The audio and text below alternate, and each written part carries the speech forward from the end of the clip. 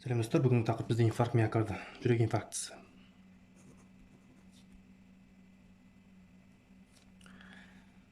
Инфаркт миокард дегеніміз не?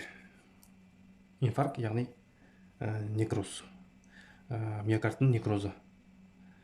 Кенеттен кислородтың жетіспеу нәтижесінде пайда болған миокардтың некрозы болып табылады. Инфаркт ол некроз.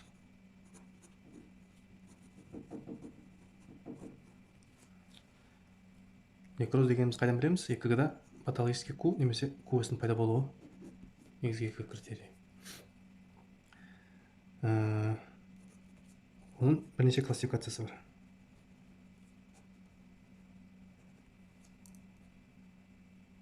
Бірінші, некроздың көлемі менен тереңдігіне байланысты.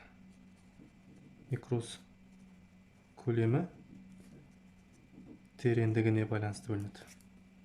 По величине и глубине поражения дейді. Трансмуральный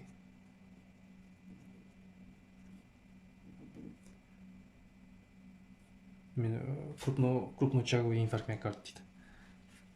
Бұл кезде Q және QS тішелері болады. Екіншісі нетрансмуральный. Нетрансмуральный. Бұда мелкоочаговый дейді. Q, QS болмайды.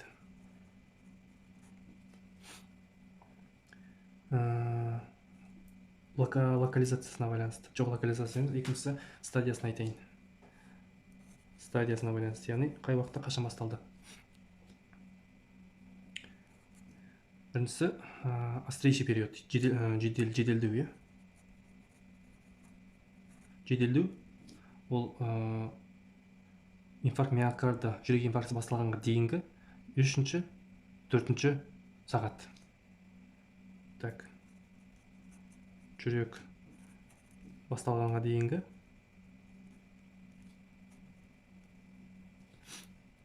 3-4 сағаттар. Бұны біз мүмкін өткізіп алармыз, бұны байқамауымыз да мүмкін. Екінші жедел. Бұл жедел ол 3-4 сағаттан бірнеше күнге дейін, суткаға дейін, тәулікке дейін 3-4 сағаттан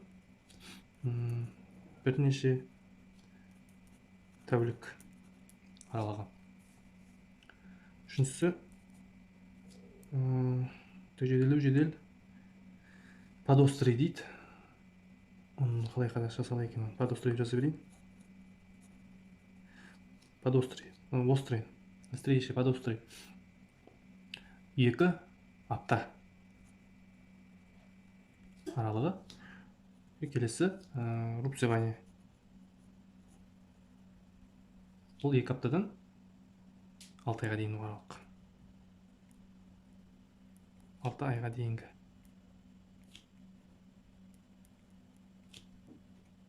Инфаркт басталғаннан 2 аптадан 6 айға дейінгі аралық. Инфаркт басталған 4 сағаттан бірнеше тәулікке дейінгі аралық. 2 аптаға дейінгі аралық инфаркт басталғаннан.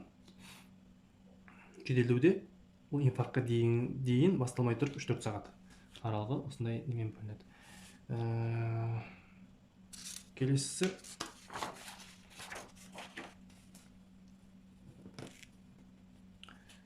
орналасуы байланысты. Тереңдігі кетті, стадиясы кетті, енді локализациясына байланысты. Енді бұда таза 2 критерий жайлы айтылады. Біріншісі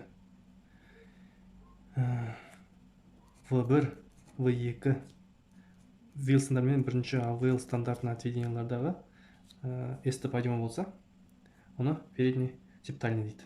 Передний перегородочный дейді немесе. Немесе перегородка. Перегородка. Стандартный отведение, Вилсондар стандартына шықты, зеркальный изменениясы болады. Жазып қойын. Зеркальный. Үшінші АВФ-та снижение болады, S-ті. Оларда көтерілу болады. екіншісі так, біріншісі передний септаль, екіншісі бізде егер V3 те болса, мына жерде қара V3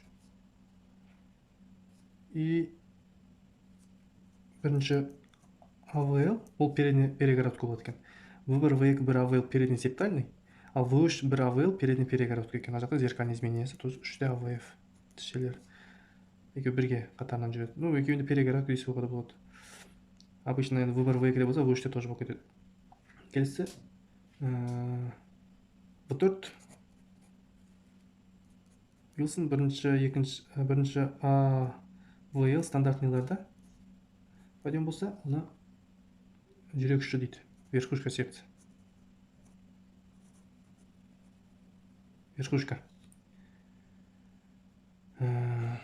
Келесі V5 V6 бірінші AVL передний боковой.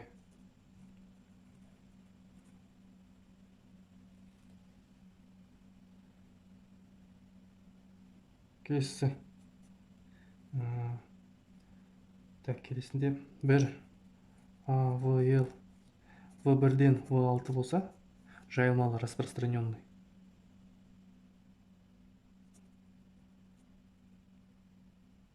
Распространенный дейді, немесе передний септальный, верхушка, боковой, барлығы. Үшеуін қосқанда барлығы. Мұнда зеркальный изменениясы тоже 3 AVF-та.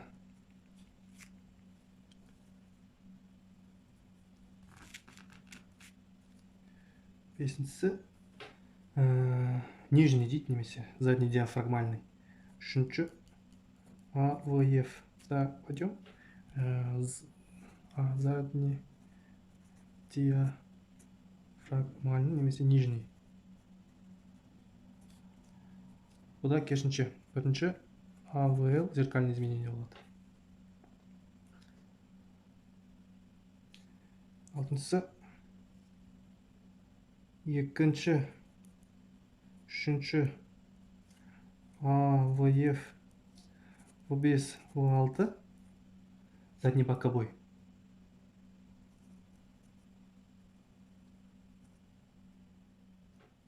Зеркальный изменениясы V1 V3-те. Бұл жаңағы екеуі әлгі оң жақ қанша инфарктісінің подозрение кезінде ғой. Сол кезде біз өткен сабақта не дедік? Кеуде отведенияларын оң жаққа қоямыз да. Осы задний инфаркт подозрениесін сол кезде көзіміз жеткіземіз. Егер сол жақта подъем болса, значит оң жақ қанжаның немесе инфаркт болып табылады. Егер жаңағы отведенияларды алып түсірген кезде, например, V7, V8, V9-да болса, ол распространенный задний дейді. Инфаркт миокарда правого желудочка деп қояйын. V1, V3-те зеркальный изменениясы. Бұның барлығы бізде орналасу бойынша локализациясы. Тағы бір классификациясы ол асқынулары. Осложнение. Қандай осложнениялар болуы мүмкін? Жедел оң жақ қарынша жеткіліксіздігі. Сол жақ қарынша.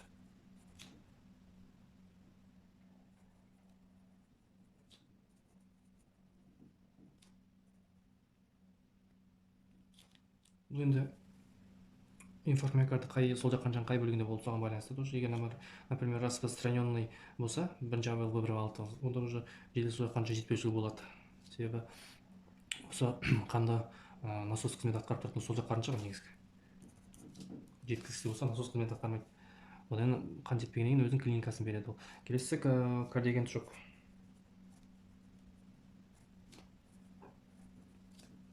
Кардиоген шок негізгі клиникасы сол.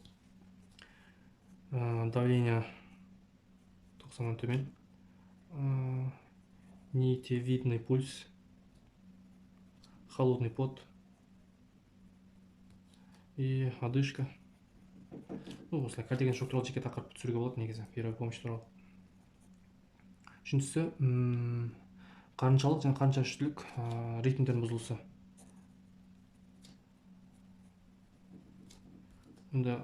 Сина артериалды узелден пайда болған импульс ав узылдан өтіп енді қаншаға таралайын десе, бұл жерде инфаркт болып жатыр, сигнал қабылдамай алмайды, сондықтан ол қалған импульс артқа қайтуы мүмкін, сөйтіп ритм нарушениесі болуы мүмкін. Так, келесі аневризма.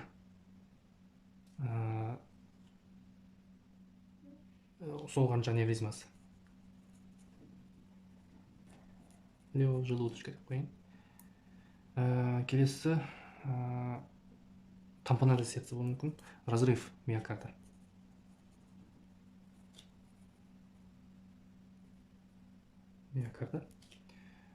И келесі перикардит, асептический перикардит дейді. Перикардит и тромбоэмболия.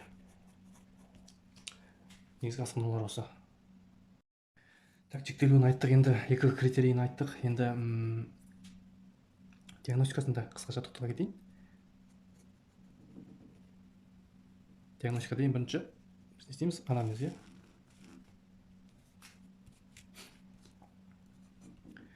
Жалоб и анамнез. Қандай жалоб болуы мүмкін? Бағанағы алдыңғы тақырыптағы стенокардия сияқты ангинозды ауырсыну, кинжальная боль дейді, күйдіріп ауырсыну, жгучая боль дейді, бірнеше сағатқа созылуы мүмкін, жаңағы приступообразно внезапно басталуы мүмкін, әсіресе таңертең басталады көбінесе. Нитроглицеримен боль стимуляция етілмейді. Және көптеген атипичный формалары бар. Атипичный формалар бағана айтып кеттім ғой.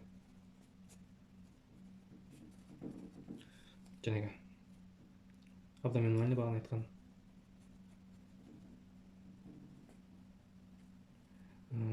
Астматический бар. Аритмический бар. Цереброваскулярный. Яғни дивиденозка жасай білу керек, анамнез сұрау керек. Немес жалып дұрыстап сұрау керек, анамнез сұрау керек. Және бұларда одышка болады. Міндетті түрде одышканың өзінде инспираторлы одышка болады. Инспираторлы емес, демді ішке ала алмайды. Объективно қараған кезде тері түсін өзгеру болады. Изменение кожи, цвета кожных покровов. Қандай? Цианоз, бледность, бозарған,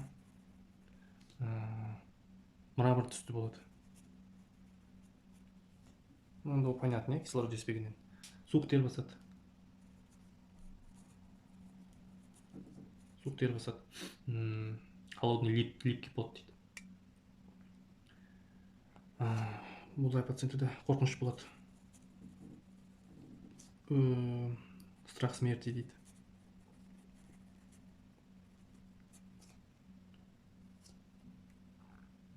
Осы негізгі симптомдары. Пациенттерден де егер лабораториясын алса, лабораториясында изменениялар болады екен. Лабораториясында температурасы көтеріледі пациенттердің. Мысалы, қан анализін алған кезде лейкоцитоз болады екен.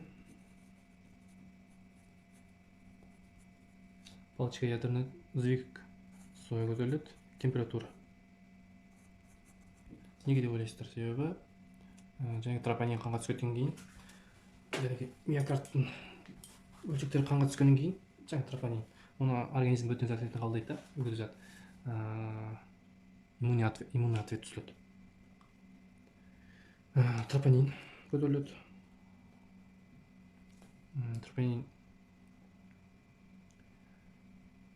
приступ болғаннан кейін 2-6 сағатта басталып, 1-2 апта қанда жүреді екен. 1-2 апта қанда жүреді. Жәнегі АСТ, АЛТ көтеріледі. АСТ аспартатамин трансфераза 4-12 сағаттың ішінде көтеріліп 4-7 күн сақталатқанда. Осы жерде бір формула айтып кеттім, коэффициент Ретиса деген формула бар. Коэффициент Ретиса. Ол дегеніміз АС-ны 6-ға бөледі. Сол кезде егер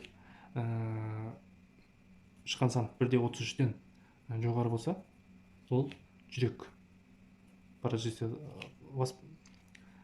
болып жатыр деген сөз. Ал егер 1/33-тен төмен болса, онда ол бауыр поражение етіп жатыр деген сөз. Осы коэффициент Ретиса дейді. Төртіншісі миоглобиндер. Миоглобин ол инфаркт басталғаннан кейін 2-4 сағатта пайда болады да, 24-48 сағат сақталады. ЛДГ 5 түрі бар, білеміз. Біріншісі, екіншісі жүрекке қатысты ғой. 8-10 сағатта жалғыз инфаркттан кейін қанда пайда болып, 10-12 күнге дейін сақталады. Креатин фосфогеназа инфаркт басталғаннан кейін 6-12 сағатта қанда пайда болып, 3-4 күн сақталады екен.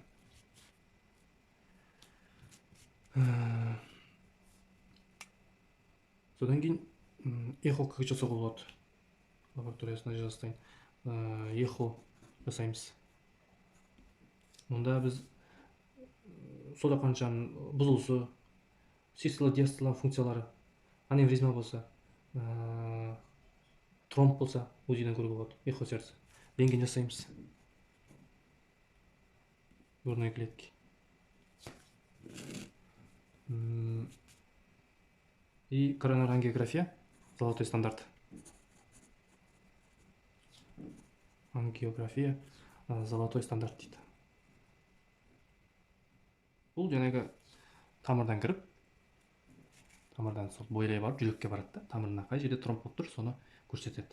Ол негізгісі осы. Енді келесі инфаркт миокардының ИКГ-дағы критерийлер, типичный признаки инфаркта миокарда дейді.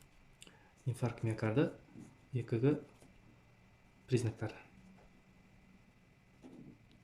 Ана сабақта подиуместі, без подиуместен айттым. Онда ИКГ. Патологический Q или QS.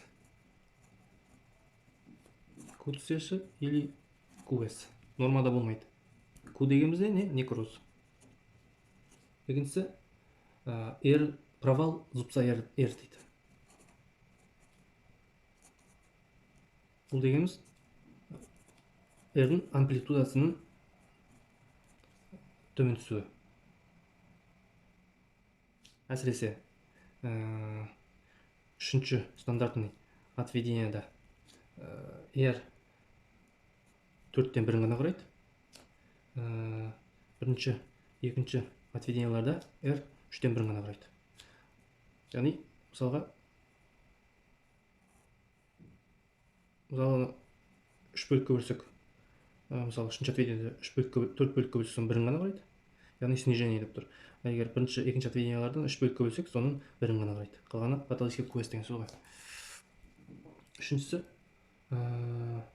СТ түсесінің көтерілуі. Түсес емес, немеден СТ-ның көтерілуі. Бұл дегеніміз мысалға мына жерде некроз. Патологический Q. Некроздың айналасында бізде миокардтар поражениясы, яғни вокруг зоны инфаркта дейді, располагается зона повреждения. Бұл яғни СТ. Ал бұның сұрты отрицательный Т, ишемия. Төртінші признак отрицательный Т. Инфаркт, повреждение и ишемия.